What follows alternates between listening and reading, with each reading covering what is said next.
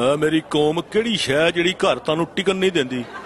ਮੈਂ ਬਾਰ-ਬਾਰ ਸਮਝਾ ਰਿਹਾ, ਇੱਕ ਵਾਰੀ ਵਾਇਰਸ ਤੁਹਾਡੇ ਘਰ ਵੜ ਗਿਆ ਉਹਨੇ ਅੰਦਰੋਂ ਕੁੰਡੀ ਲਾ ਲੈਣੀ ਹੈ ਤੇ ਉਦੋਂ ਖੁੱਲਣੀ ਹੈ ਜਦੋਂ ਉਹਨੇ ਸਾਰੇ ਟੱਬਰ ਨੂੰ ਕੱਲੇ ਨੂੰ ਮੰਜੇ ਤੇ ਪਾ ਕੇ ਹਾਸੇ ਕਢਾਏ।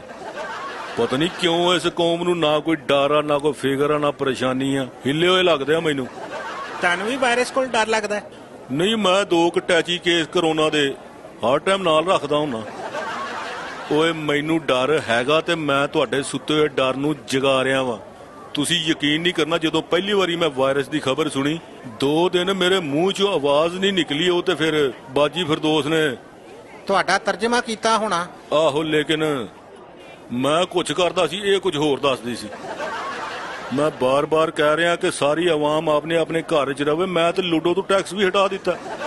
ਮਾਸਕ ਪਾਵੋ, ਹੱਥ ਧੋਵੋ, ਇੱਕ ਦੂਜੇ ਦੇ ਕੋਲ ਨਹੀਂ ਜਾਣਾ, ਇੰਨਾ ਫਾਸਲਾ ਰੱਖਣਾ ਜਿੰਨਾ ਇੱਕ ਗੱਡੀ ਦੂਜੀ ਗੱਡੀ ਪਿੱਛੇ ਰੱਖਦੀ ਹੈ। ਇਹਨੂੰ ਤੁਸੀਂ ਜਿੰਨਾ ਈਜ਼ੀ ਲਵੋਗੇ ਓਨਾ ਬਿਜ਼ੀ ਕਰ ਦੇਗਾ। ਹਾਂ, ਤੈਨੂੰ ਕੀ ਚਾਹੀਦਾ? ਸਰ, ਤਾਰ ਨੂੰ ਵੱਟ ਪਿਆ ਸੀ, ਮੈਂ ਕਿਹਾ ਕੱਢ ਦਵਾਂ। ਉਹ ਫਟਾਫਟ ਪਰਾਂ ਦਫਾ ਹੋਏ, ਤੈਨੂੰ ਵੇਖ ਕੇ ਮੇਰੇ ਢਿੱਡ 'ਚ ਵੱਟ ਫਿਰਨ ਲੱਗ ਪਿਆ। ਦੱਸੋ, ਹੁਣੇ ਸਮਝਾ ਕੇ ਹਟਿਆ ਫਿਰ ਖੋਤੀ ਬੋਰਡ ਥੱਲੇ।